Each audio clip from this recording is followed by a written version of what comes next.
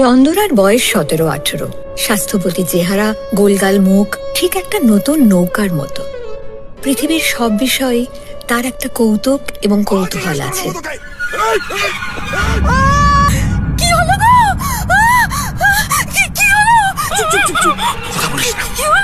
কি হয়েছে দাদা ঠাকুর? ঝগড়া করে ছোট বউ বড় বউয়ের মাথায় এক দায়ের কোপ বসিয়ে দিয়েছে। সত্যি কথা বলো, তুমি খুন করেছো? হ্যাঁ, আমি খুন করেছি। কেন? আমি তাকে দেখতে পারতাম না। ঝগড়া হয়েছিল? না। সে তোমাকে প্রথমে মারতে এসেছিল?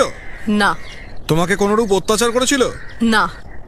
সাক্ষীর দিকে চেয়ে বলো, এ তোমার কে হয়? ও আমার স্বামী।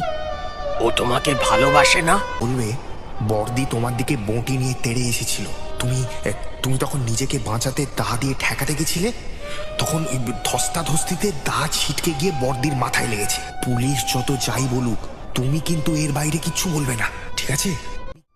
খুব ভালোবাসি। তুমি যে অপরাধ স্বীকার করছো তার শাস্তি কি জানো?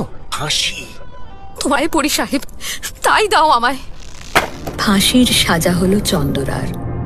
ভীষণ সত্যের হাত থেকে কি করে রক্ষা পাওয়া যায়, অথচ মিথ্যে যে তার চেয়েও ভীষণ হতে পারে তা তার মাথায় ছিল না।